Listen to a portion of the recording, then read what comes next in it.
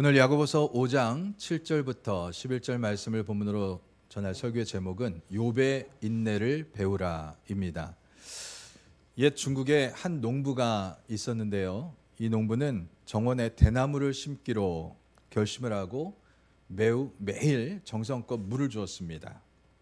첫 해, 둘째 해, 셋째가 지나도록 다른 식물들은 쑥쑥 자라는데 그가 심은 대나무는 아무런 변화가 나타나지 않았어요. 땅 위로 싹 하나 보이지 않았습니다. 그래도 이 농부는 날마다 정성껏 물을 주었습니다. 그 모습을 본 이웃 사람들은 그를 비웃었어요. 왜 아무것도 나오지 않는 땅에 쓸데없이 힘들게 물만 주고 있는가? 하지만 농부는 흔들리지 않고 묵묵히 물을 주면서 끝까지 기다리고 인내했습니다. 네 번째 해가 지나도 대나무는 싹을 보이지 않았어요. 그래도 인내심을 잃지 않았습니다. 그런데 마침내 다섯 번째 해가 되자 놀라운 일이 일어났습니다. 대나무 싹이 땅을 뚫고 올라오더니 불과 6주 만에 25m 이상 자라나는 것입니다. 4년간 땅 속에서 뿌리를 깊이 내리며 보이지 않는 성장을 하고 있었던 거예요. 사랑하는 성도 여러분, 우리 삶의 고난과 위기의 시간은 마치 대나무가 땅 속에서 뿌리를 내리는 이 4년처럼 겉으로는 아무런 성과가 보이지 않을 수 있어요. 하지만 이 시기는 우리 내면의 힘과 믿음의 뿌리를 다지는 소중한 시간입니다. 농부가 그 시간을 포기하지 않고 기다렸듯이 우리 역시 힘든 시간을 인내할 수 있어야 돼요. 그러면 어느 순간 그동안의 인내가 결실을 맺는 놀라운 순간을 맞이하게 될 것입니다. 특히 그리스도인들에게 고난은 단순히 버티는 시간이 아니라 하나님이 우리를 더 단단하게 만드셔서 더 큰 믿음의 사람으로 변화시키는 은혜의 과정인 것입니다. 오늘 우리는 욥의 이야기를 통해서 이 인내의 진정한 의미를 배우고자 합니다. 오늘 본문은 인내하는 자를 복되다 칭하시며 욥의 인내를 배우라고 권면하고 있어요.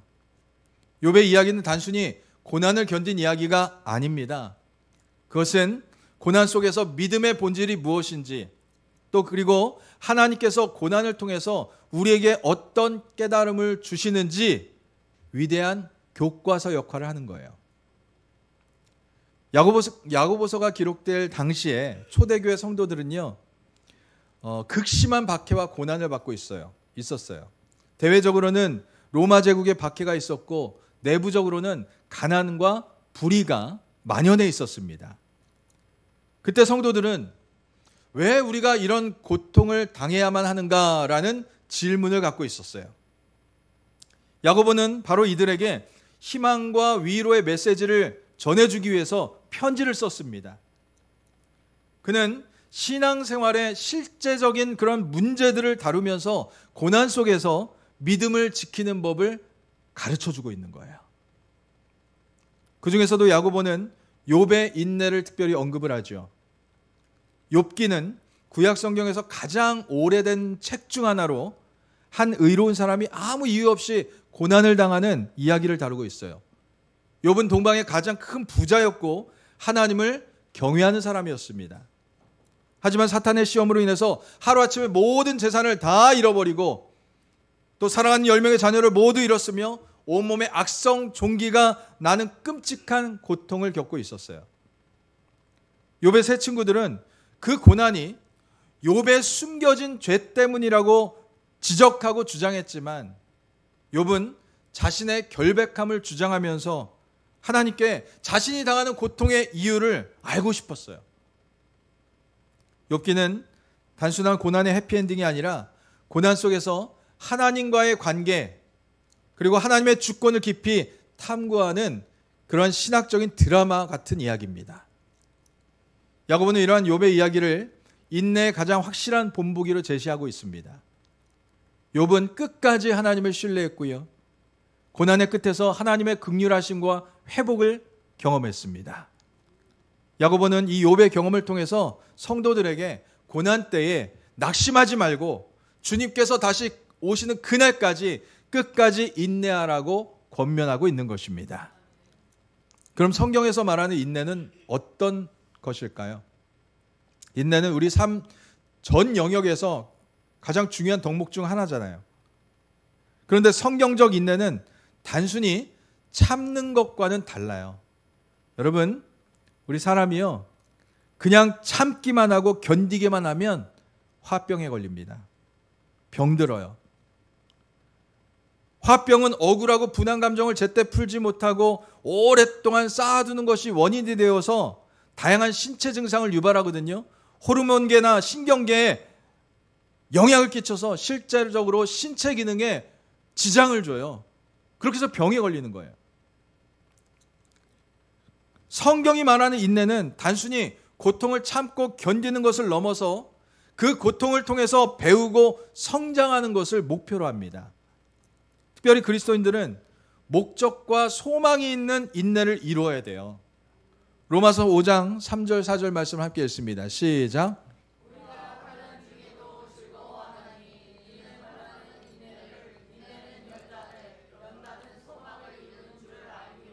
아멘. 자, 인내는 단순히 우리가 고통을 견디는 것이 아니라 연단을 통해서 소망을 이끌어내는 과정이라는 거예요. 또한 성경은 인내는 내 힘으로 되는 것이 아님을 가르쳐주고 있습니다.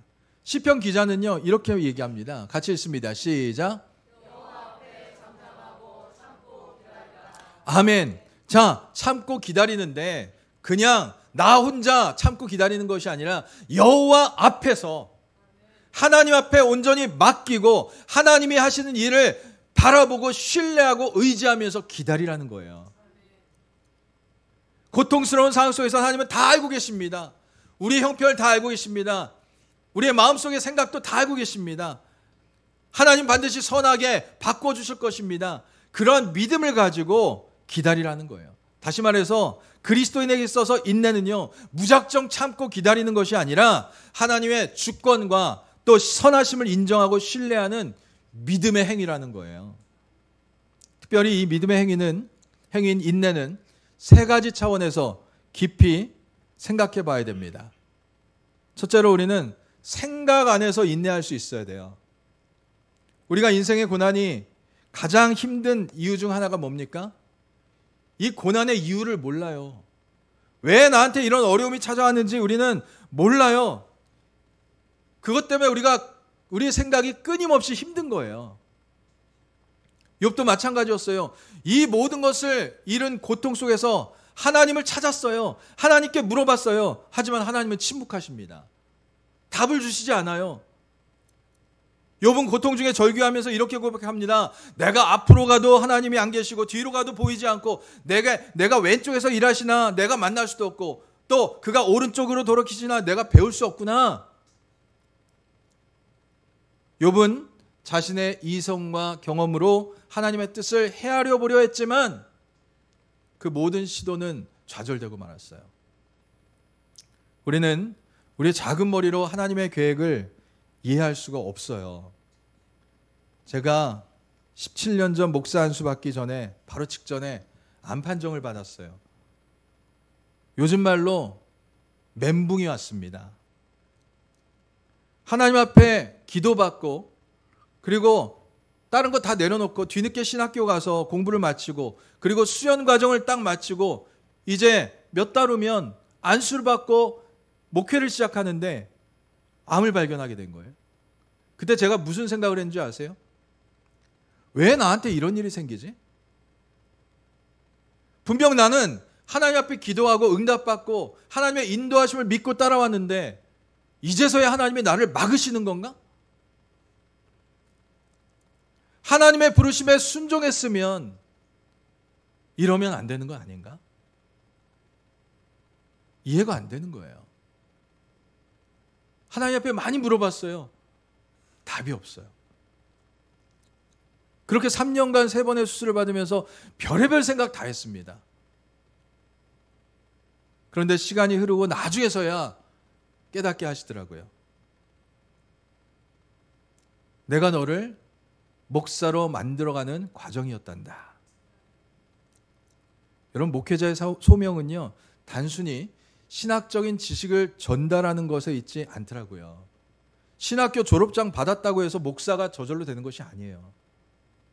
하나님을 인격적으로 만나고 또 인간의 실존적인 고통의 그러한 현실 속에서 깊이 이해하고 깨닫고 하나님과의 관계 속에서 깊이 씨름하는 과정을 지난 다음에야 하나님이 쓰시는 종이 될 수 있더라고요.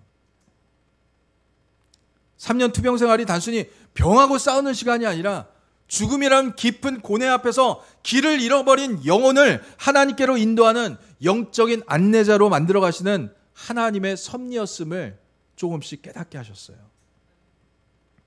인간의 지혜는 하나님의 지혜 앞에서는 참으로 초라하구나, 그런 생각을 들었습니다. 우리는 종종 우리의 작은 잣대로 옳고 그름을 판단하고 성공과 실패를 단정져요. 그런데 성경은 이렇게 얘기해요. 주께서 오시기까지 아무것도 판단하지 말아라.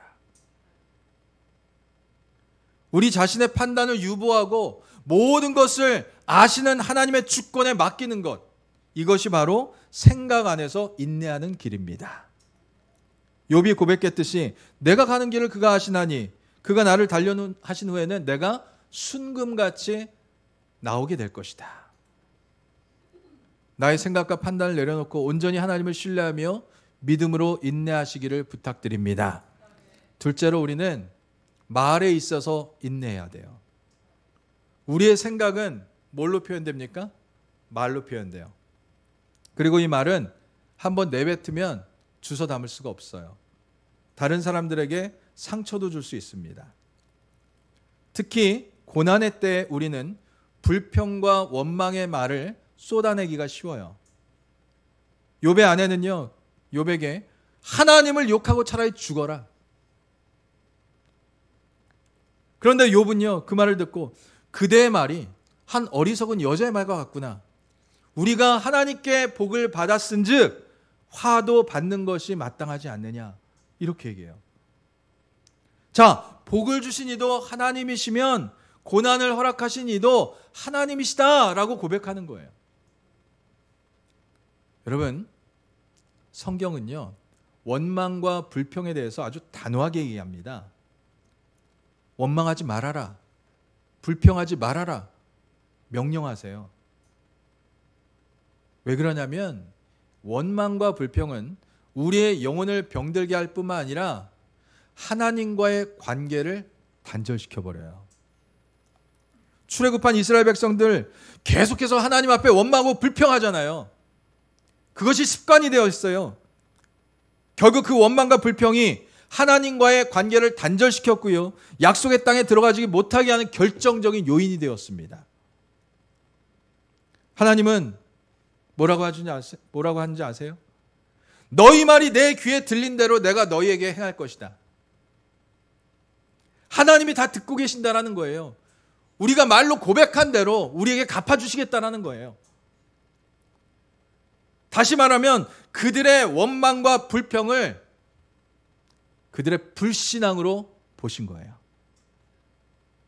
사랑하는 여러분, 그리스도인에게 있어서 말은요, 단순히 의사소통이 아니에요. 그것은 우리의 믿음과 내면을 드러내고 고백하는 영적인 도구입니다. 성경은 우리가 내뱉는 말 한마디가 얼마나 큰 영향력을 가지는지 끊임없이 강조하거든요. 그러기에 그리스도인들은 말에 있어서 인내하셔야 돼요. 그런데 말에 있어서 인내하지 못하고 입술로 범죄를 저지르는 일들이 얼마나 많은지 몰라요. 감사할 일인데도 내 생각과 내 뜻대로 되지 않으면 불평하고 원망을 합니다. 나를 힘들게 하는 사람이나 또 나에게 힘든 일을 맡기는 직장에 대해서도 불평이나 원망을 마구 쏟아냅니다. 물론 힘들게 하는 상황 앞에서 좋은 말, 감사의 말을 한다는 것은 쉽지 않아요.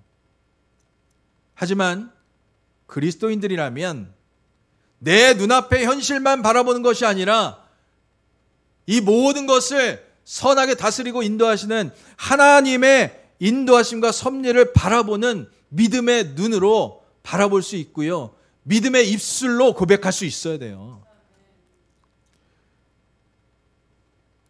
내가 말을 내뱉기 전에 한 번 더 신중하고 한 번 더 하나님을 생각하고 오히려 불평과 원망의 말이 나오기 직전에 브레이크를 걸고 하나님의 이름을 부르시기 바랍니다. 욥은요, 모든 것을 잃어버렸을 때도요, 이렇게 얘기해요. 주신 이도 여호와시오, 거두신 이도 여호와시오니 여호와의 이름이 찬송을 받으실지어다. 도저히 찬송이 나올 수 없는 상황이었어요. 그런데 불평과 원망의 말보다는 여호와 하나님의 이름을 부르고 있어요. 욥처럼 가장 절망적인 순간에 하나님의 주권을 인정하고 그분과의 관계를 굳건히 잡을 때, 그리고 주님의 이름을 부르고 찬양할 때에 하나님은 모든 것을 듣고 계시고 모든 것을 선하게 바꿔주시는 하나님이신 줄 믿으시기를 바랍니다. 마지막 세 번째로 우리는 행동에 있어서 인내해야 돼요. 성경은 욥의 인내 외에도 농부의 인내를 배우라고 권면합니다. 농부는 씨앗을 뿌리고 또 이른 비와 늦은 비를 기다리며 인내합니다. 농부는 알고 있어요. 자신이 아무리 수고해도 결과는 하늘에 달린 것이다. 태양과 바람과 비, 그리고 하나님의 은혜가 있어야만 풍성한 열매를 맺을 것을 알기 때문에 자신의 역할을 다하고 하늘을 바라보며 인내하고 기다리는 거예요. 욥의 인내도 마찬가지였습니다. 욥은 자신의 고통이 의롭지 않다며 하나님께 따지지 않았어요. 오히려 그는 하나님 앞에 엎드려서 자신의 모든 행동을 돌아봤습니다. 그리고 마침내 하나님의 음성을 들었을 때 그는 이렇게 고백합니다. 우리 같이 읽습니다. 시작. 내가 주께 대하여 귀로 듣기만 하였사오나 이제는 눈으로 주를 배웠나이다. 아멘. 자, 욥은요, 고난을 통해서 하나님을 단순히 지식적으로만 아는 것이 아니라 이제 하나님 앞에서 하나님의 존재를 깨닫고 인격적으로 만나고 있어요. 고난의 끝에서 욥이 보인 행동은요, 바로 회개와 용서였습니다. 하나님께서 욥의 친구들을 용서하고 그들을 위해서 기도해 주라고 했을 때 욥은 두말하지 않고 순종했어요. 이 행동을 통해서 욥은요, 비로소 자기 자신에게 집중되었던 시선을 거두고 하나님께 시선을 집중하고 또 하나님의 긍휼하심과 자비의 마음을 회복했어요. 그 순간 하나님께서 욥의 곤경을 다 바꿔주셨습니다. 사랑하는 여러분, 우리의 삶에도 욥처럼 이해할 수 없는 고통과 시련이 찾아올 때가 있습니다. 그러나 기억하세요. 고난은 우리를 무너뜨리기 위해서 온 것이 아니라 우리를 연단하여서 순금 같은 믿음의 사람으로 세우기 위해 온 것입니다. 지금 고난 속에 계신 분이 계십니까? 먼저 생각 안에서 인내하시기 바랍니다. 나의 지식으로 판단하기를 멈추고 하나님의 주권을 온전히 신뢰하세요. 그리고 말에 있어서 인내하시기 바랍니다. 불평과 원망을 멈추고 감사의 고백을 하세요. 행동에 있어서 인내하시기 바랍니다. 조급해하지 말고 농부처럼 겸손히 기다리며 또 욥처럼 순종하며 마침내 주님의 얼굴을 배우는 영광을 누리시기를 바랍니다. 야고보서 5장 11절은 우리에게 약속합니다. 우리 같이 읽습니다. 시작.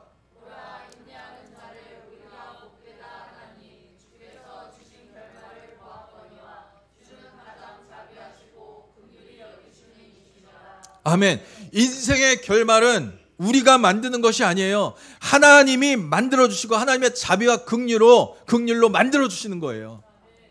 욥은 모든 것을 잃었지만 인내를 통해서 하나님을 인격적으로 만나는 큰 축복을 얻었습니다. 물질은 그 다음이었어요. 우리도 마찬가지입니다. 인내를 통해 하나님을 더욱더 깊이 만나고 그분을 깨닫는 것이야말로 진정한 복인 줄 믿으시기를 바랍니다.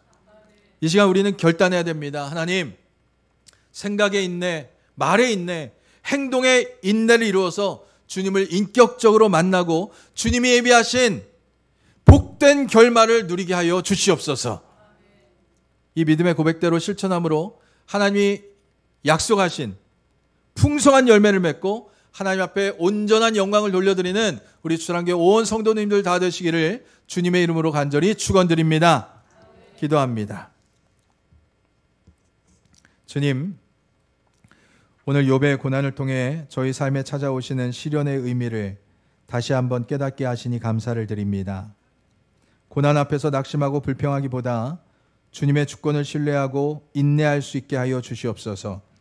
생각의 인내로 우리 연약한 지식을 내려놓고 말의 인내로 원망을 멈추고 감사의 고백하게 하시며 행동의 인내로 조급해하지 않고 주님 뜻에 온전히 순종하게 하여 주시옵소서. 이 모든 인내를 통해 주님을 더욱더 깊이 만나고 마침내 주님께서 예비하신 복된 결말을 누리는 우리 모두가 되게 하여 주시옵소서. 감사드렸고 예수님 이름으로 기도드립니다. 아멘.